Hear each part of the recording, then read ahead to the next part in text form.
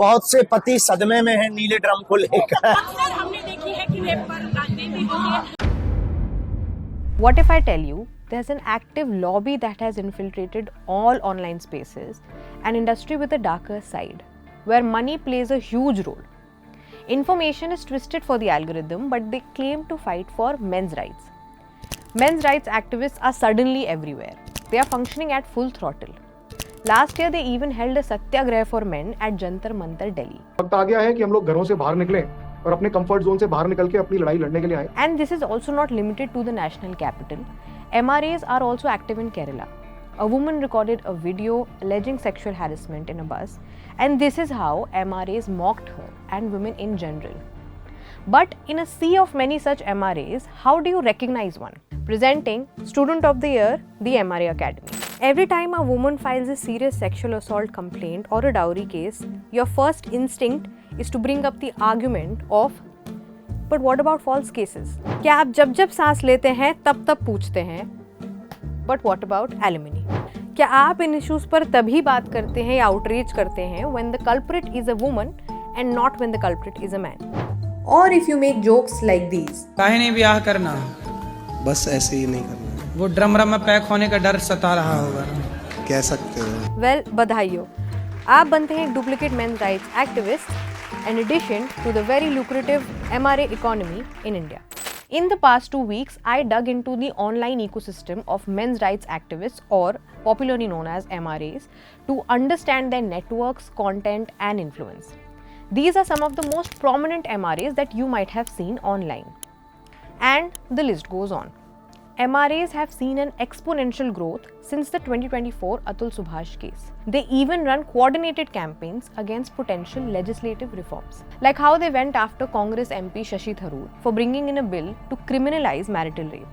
But MRAs have always rallied against criminalizing marital rape. One MRA, Rahul Iswar, said, and I quote, "It is a situation where we'll become criminals overnight." Moreover, these men's rights activists also heavily influence discourse online and mold opinions. Case in point, the Kerala bus case. Shimjita Mustafa, a local, recorded a video where she claimed that a man could be seen elbowing her on the bus. The man reportedly committed suicide. Even though people did not know all the facts of the case, there was video evidence. It did not matter. MRAs ran a targeted campaign against the woman online, and then more and more posts sprung up. In less than 24 hours of the video going viral, justice for Deepak posts came up. Within 2 days of the FIR being filed, the woman was arrested. Mustafa was shamed for recording the harassment, and the narrative completely shifted online.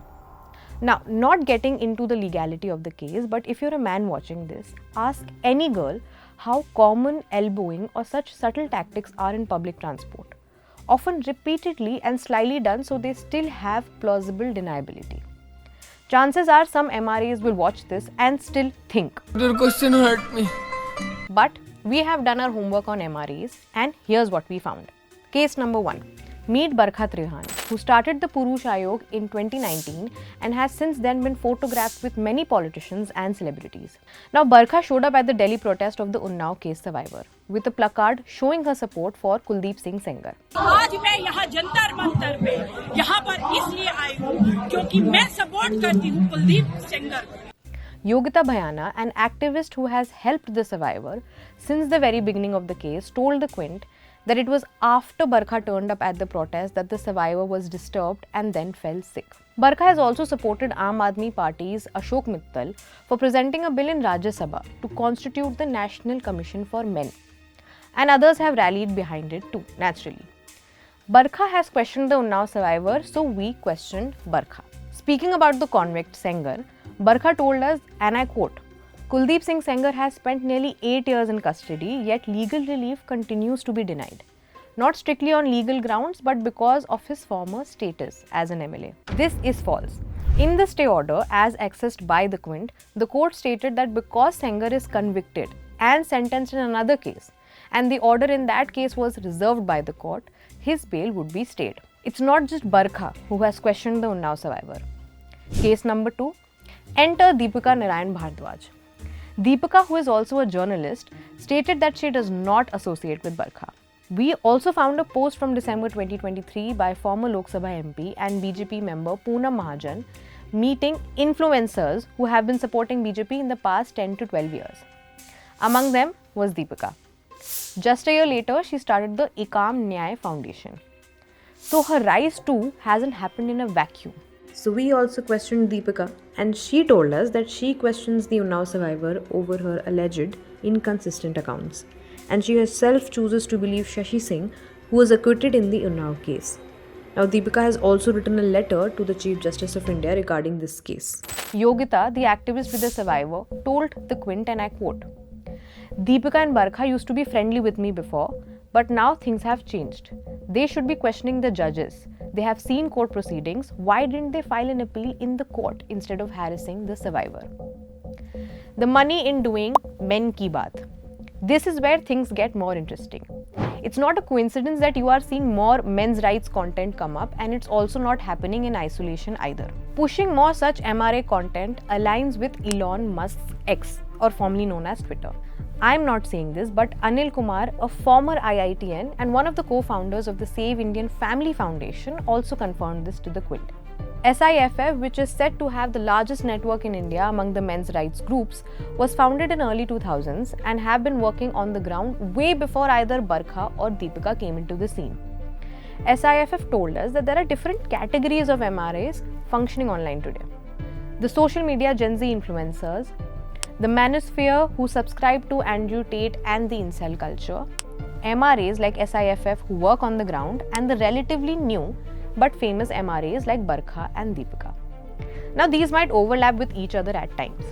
He also told us that MRAs faced censorship before, but things have changed ever since Elon Musk took over X. Side note, MRAs have also previously worshipped Musk. So the co-founder credits Musk for creating a more lucrative, viable environment online, which has propelled the rise of these MRAs. The content is further pushed, algorithms do their job, and as a byproduct, MRAs get more money depending on their engagement metrics. Yogita, who has worked in this space as an activist for over 18 years, has seen this space grow. She told us that the currency here is a woman being a men's rights activist. Yogita claims, as she told the Quint, and I quote, "It's all money in the men's rights activist industry. They don't have anything to do with men's rights. They are being funded by Kuldeep Sengar's money and also Brij Bhushan and his groups. He spent hundreds of crores on the PR, which they are also benefiting from.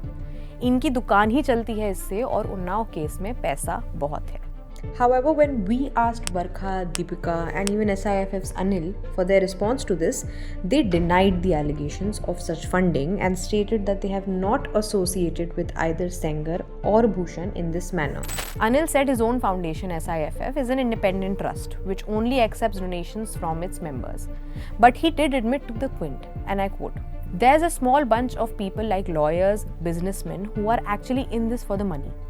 We don't collaborate with them because we might not align with them culturally or ideologically.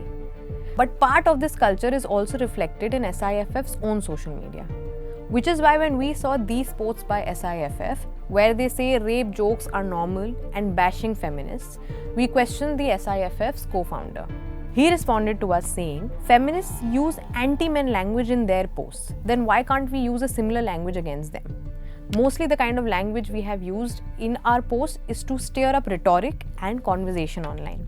Now, the headline game. अब जाहिर सी बात है कि अगर आपने कभी भी किसी भी मेंस राइट्स एक्टिविस्ट का कंटेंट ऑनलाइन देखा है, it has probably been about some alleged false case or about alimony. The issue here is not that victim of a case is a man. Feminism at its very core supports justice for all genders. The issue here is when MRAs bring up certain cases intentionally to only keep you outraged. Now, what do I mean by this? For example, when you see a headline like a woman reportedly killing her husband on her honeymoon, and yes, no one denies that women can't be perpetrators. But what follow are sensational headlines, primetime TV debates for weeks, WhatsApp forwards to make it seem like it's a mainstream issue happening on a larger scale. Now, we as a nation are so used to seeing headlines of crimes against women, dowry deaths, domestic violence, murder, rape, child sexual assault, that when the perpetrator is allegedly a woman, it provokes a shock value. a trigger. More engagement online, more TRPs for TV channels. When fed with these headlines constantly over a period of time, it gives you the impression that these cases are far more common and omnipresent than you think. This is why men's rights activists don't speak up when men commit crimes against men. Men committing sexual assault against men or boys? Silence. Men robbing men? Silence. Men injuring or killing men in road rage? Silence. Men silencing or bullying other men when they speak of mental health issues? Silence. This is why in 1 week you will see headlines like these without any outrage, but you will still see more blue drum or alimony jokes on your timeline. All about alimony and false cases. Now, SIFF's co-founders Anil Kumar and Pandurang Katti were also friends with Atul Subhash, who was a volunteer at SIFF. And so, in a way to honor Atul and to fight for him, SIFF started the alimony tea stall, which they put up near courts and in exhibitions. SIFF told us that they are not particularly against alimony, but against how alimony is calculated. Say a man is earning around 1 lakh per month, is being asked to pay 1 crore alimony. However, legally speaking, this is not true. Alimony or maintenance is decided upon not just your income and capacity to earn, but also assets of both the spouses, and the alimony is adjusted accordingly. When we did a story on dowry deaths in Uttar Pradesh, we received many comments about alimony. Advocate Malvika Rajkotia also debunked this in that video. All I had to say was, yes, it's tragic. Nobody's taking that away. But how is this big news, which you are using as leverage, not for the news itself, but as leverage to highlight the issue that what you think is the issue of misuse? Right. Because the point is there competent use available in the first place? The argument of false cases is often brought up by the men's rights activists. तो चलिए आज हम इसे address कर ही लेते हैं. Lawyers like Tahini Bhushan have handled genuine cases of men, especially the POCSO, POSH and 498A cases. She told the Quint, and I quote, "There is space within the legal system to address false implication, cruelty and abuse of process. But MRAs routinely cross the line from legal advocacy into ideological overreach. MRAs knowingly sell men unrealistic outcomes. Zero-cost divorces without mutual consent, blanket immunity from maintenance, or automatic quashing of proceedings despite being fully aware that courts do not function this way. What the MRAs don't tell you, but the data does. False cases are still a minority. Don't listen to me, our data and reports also tell us otherwise. The National Crime Records Bureau, or the NCRB data from 2020 showed us that less than 8% of all cases under investigation for rape were found to be false. And not much has changed. In totality, in the last NCRB report of 2023, 4,48,211 cases of crimes against women were recorded across India. Out of these, around 37,598 cases were categorized as final report false. This means that roughly 8.3% of the crimes reported against women were filed as false cases. But there's a caveat here. Among these two, what the data doesn't include are several factors like survivors withdrawing their complaint after threats, or hostility during investigation, or if there's an out-of-court settlement, or women withdrawing complaints due to pressure, stigma, mental trauma, or inability to afford the case. But do you see men's rights activists talking about this? No. If I give you a further breakdown, out of total 29,670 rape cases reported, around 3,959 were disposed by the police after being categorized as false cases. Out of total 1,33,676 cases under cruelty by husband or relatives, 6,176 cases were reported as false. And out of 6,156 dowry deaths, 187 cases were reported as final report false. Now, these are just some of the examples to show you that a minuscule part of a larger database is extrapolated to undermine our protective laws, to propagate the narrative that false cases have become an epidemic, as MRAs would like you to believe. The fact of the matter remains that the actions of men's rights activists are less concerned with men's rights, but men's right to escape accountability and reflection when larger parts of crimes still overwhelmingly happen against women. This also erases the broader reality that violence against women remains far more systemic and pervasive. तो कुल मिला के बात ये है कि mains rights activist अपना ज्ञान देते रहेंगे, बट कोई उनसे ये क्यों नहीं पूछता कि मेन की बात तब क्यों नहीं होती जब हम पॉलिटिकल प्रिजनर्स की बात करते हैं, या जब caste violence, honour killings, hate crimes में आदमी ही आदमियों को मारता है, या जब किसान सड़क पे उतर के मनरेगा चेंजेस के खिलाफ प्रोटेस्ट करते हैं, या जब गिग वर्कर्स अपनी लड़ाई लड़ते हैं, या जब मुस्लिम्स फॉल्स टेरर चार्जेस से बाइज्जत बरी होते हैं सालों बाद। क्यों ये सब सवाल करने पर मेन की बात मिसोजिनी की बात बन जाती है एंड वुमेन मिसएंडर्स बुलाए जाते हैं। So this was the Quint's deep dive into the world of one of the most influential ecosystems online today, that which shapes minds of millennials and Gen Zs. It takes us weeks, resources, and a risk of getting trolled to report on these stories. So hit the subscribe button now and share your thoughts in the comment section below.